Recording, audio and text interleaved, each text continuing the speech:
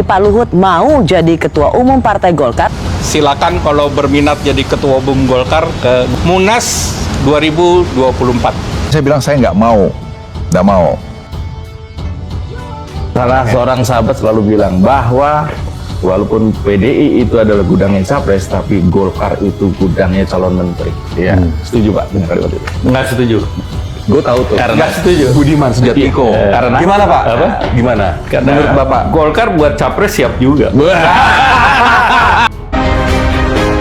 Ketika Erlangga berupaya untuk mulai kasih sinyal bahwa ada sedikit perbedaan dengan Jokowi, lalu mulai diganggu. Atau ada orang Jokowi yang menghendaki supaya Erlangga melemah supaya bisa diambil alih sepenuhnya sebelum 2024. Dia diganggu dengan sprindik CPO, juga diganggu dengan cara luar biasa. Berbahayanya ini Jokowi, dia selalu melihat potensi untuk memainkan orang dengan peralatan seolah-olah secara moral atau secara etika ada yang mengakibatkan Erlangga terkait dengan soal CPO. Jadi semua pemimpin sebetulnya disandra oleh semacam kecemasan, bos. Setiap saat dia bisa dinyatakan tersangka kok. Oleh siapa? Ya oleh Jokowi. Jadi yang terlihat sekarang adalah upaya untuk memastikan bahwa Erlangga tidak boleh bermanuver. Kan Erlangga bukan orang yang ya walaupun penampilannya sederhana dalam bahasa tubuhnya, tetapi dia punya pendapat khusus tentang bagaimana hidupkan Golkar. Dan dia udah berhasil sebetulnya dengan kader-kader yang muda-muda itu. Ya jadi sinyal pertama, lo ngapain beringin digoyang-goyang? Artinya ada sesuatu yang dikhawatirkan, jangan sampai beringin itu akarnya melilit Jokowi juga. Makin lama Jokowi makin paranoid. Kita bayangkan bahwa Jokowi ini orang yang parno akhirnya. Lalu ada yang bisik-bisikin tuh, kalau begitu Pak Jokowi ambil alih aja tuh Golkar. Itu juga bisikannya masuk di situ. Kita mulai dicari-cari deh, sprindik dulu deh, kecil deh. Jadi tetap Erlangga ada dalam pusaran yang dianggap punya potensi untuk mengganggu perjalanan Jokowi. Tapi saya kira Erlangga punya taktik simpanan lah, kan nggak segampang itu.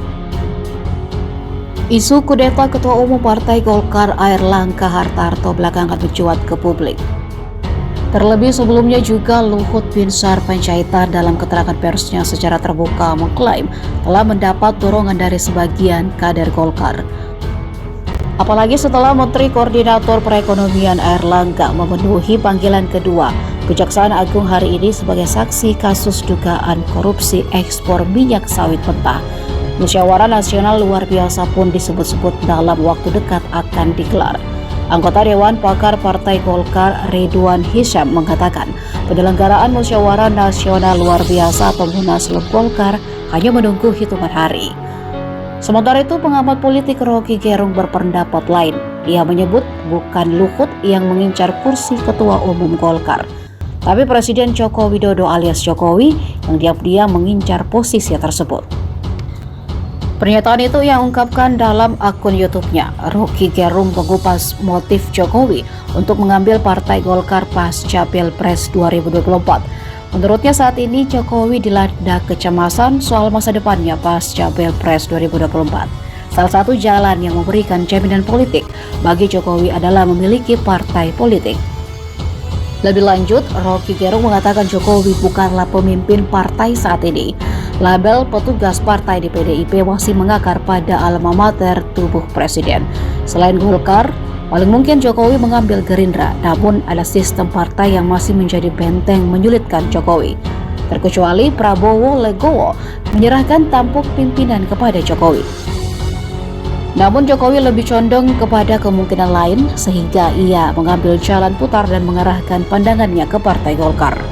Perintah Pak Jokowi ataupun pilihannya Pak Jokowi menjadi faktor penting bagi Golkar mengambil keputusan? Begini, yang pertama saya ingin tegaskan bahwa Golkar punya kedaulatan sendiri.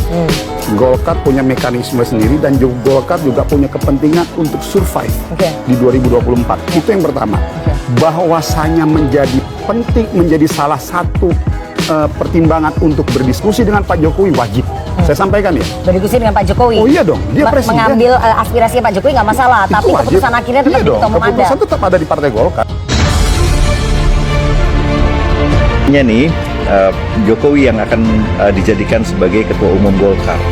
Info lo yang dapat seperti apa? Sama, gue dapat info itu juga. Oke. Berarti kita punya narasumber berbeda. Berbeda di sini. Oke. Sorry, ini ketua umum. Ketua umum Golkar. Oke, terus gimana? Sekjennya adalah orang kepercayaannya Jokowi gitu kan. Tapi akan ada ketua harian nantinya di Golkar itu. Karena kan Jokowi jadi ketua umum, ketua harian ini nanti akan siapa dicari kayak gitu. Dan juga ada satu menteri lagi lah yang nanti juga akan Pak LBP ini memang ingin mengambil alih Golkar, bahkan pernah Erlangga dipanggil sama Luhut. Tapi seberapa kuat pengaruh Luhut di Golkar itu sehingga dia bisa mewujudkan pengambil alihan itu gitu. Luhut itu bisa dibilang bukan melihat loyalisnya, tapi Apa? istananya, Jokowinya. Ada yang bilang kalau misalkan Luhut sudah bergerak, artinya Jokowi udah gerah dengan Erlangga yang memimpin Golkar. Yang nggak solid itu di Golkar itu DPD tingkat 2. Janganlah Golkar ini diambil alih, apalagi oleh penguasa. Gitu. Iya. Kebiasaan kalau nggak kayak begini. Kita tahu kita punya banyak pengalaman buruk soal pengambil alihan ini. Biarkan saja Golkar tumbuh dan berkembang. Namanya pohon ya kan. Iya, tumbuh dan beringin ya. berkembang. Namanya beringin. Jangan biarkan beringin ini layu gitu. Dan hentikanlah upaya-upaya untuk mengambil alih. Jadi biarkan proses di Golkar itu berjalan. Ya, gitu kan. Erlangga di Golkar terancam. Ada upaya untuk menggoyang dia. Dan ini serius. Sangat serius. Sangat serius. Manuver Erlangga seperti apa? Nah inilah yang harus kita lawan dan inilah yang harus kita tahu. Semangat Pak Erlangga. Saya malah curiga, apa benar Pak Luhut yang mau jadi calon ketua umumnya? Jangan-jangan Pak Luhut yang jadi ketua umumnya itu malah Pak Jokowi, dan Pak Luhut ya seperti biasa akan jadi ketua hariannya lah. Dan itu artinya Pak Luhut juga yang berkuasa gitu. Bagi seorang presiden yang cemas terhadap masa depannya, dia ingin punya jaminan. Jaminan yang paling masuk akal adalah kalau dia pemimpin partai. Masalahnya Jokowi bukan pemimpin partai. Jadi dia berupaya untuk punya partai. Kalau PDIP ada problem dengan Ibu Mega, yang paling mungkin sebetulnya adalah Gerindra tuh. Tetapi Gerindra ada sistem yang kira-kira tapisannya panjang. Kecuali Pak Prabowo dengan legowo bilang, loh Pak Jokowi aja yang ambil Gerindra. Tapi itu terlalu kelihatan itu. Maka dia mutar. Ngincerlah Golkar. Dan isu ini saya dengar 6 bulan lalu tuh, bahwa Golkar itu sedang digoyang. Digoyang demi apa tuh? Erlangga baik-baik aja kok. Tentu digoyang karena kepentingan Jokowi sendiri tuh. Jadi Jokowi memastikan bahwa dia punya peralatan politik pasca election. Nah itu, jadi itu aja intinya tuh. Jokowi udah nanam infrastruktur yang panjang tuh. Dia tahu bahwa kalau dia main politik, dia mesti punya partai. Dia tahu kalau dia main partai, dia masih punya kekuatan oligarki. Dia tahu bahwa kepentingan dinasti dia nggak boleh dihentikan kendati dia lengser. Masih ada Gibran, ada Kaisang segala macam, kan nggak mungkin.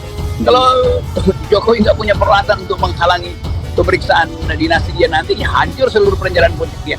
Jadi mau berkuasa tapi nggak mau bikin partai dari bawah, mau caplok aja tuh. Jadi model kudeta semacam ini atau pemaksaan untuk mengambil alih kekuasaan itu yang menggambarkan bagaimana Jokowi itu berpolitik dalam wajah politik Jawa yang otoriter gitu kan. Jokowi mengumpankan diri di dalam sesuatu yang berbahaya sebenarnya. Dan saya kira Golkar bukan partai yang nggak bisa tega untuk impeach dengan segala macam persoalan kegagalan Jokowi memenuhi soal utang luar negeri misalnya, soal anggaran yang melampaui batas, soal akses kesehatan yang tidak disediakan pada itu perintah konstitusi, soal pendidikan yang berantakan. Jadi ini bagus saja yang kita lihat sebagai hasil dari cawe-cawe Jokowi ini yang paling tinggi, yaitu merampok partai Golkar. Dan saya kira Golkar nggak akan tumbang, akhirnya kuat. Jadi secara fakta politik menurut Anda Munaslup ini nggak akan? Waduh, wassalam lah bagi saya. Iya, kalau Munaslup yang diasumsikan itu ganti ketua umum rasa-rasanya agak sulit. Dan ini juga dan tidak merugikan Golkar dan merugikan Golkar, tidak kondusif ya, karena memang ini waktu pertarungan cukup sempit. Paling mungkin ya opsinya cuma 2 itu tadi, gabung dengan kongsi yang sudah ada, tawarkan Pak Erlangga sebagai cawapres atau bikin sendiri. Masyarakat sudah mengenalnya, apalagi Pak Erlangga ketika Covid ya sangat aktif untuk menangani Covid. Pak Zulhas ya berhasil menangani harga-harga sembako terkendali sampai dengan hari ini. Ya oleh karena itu saya kira apresiasi masyarakat sudah terlihat. Tinggal bagaimana sekarang kita mengkomunikasikan kepada masyarakat bahwa sosok-sosok ini nanti bisa maju di dalam Pilpres, dan saya kira itu tugas kami.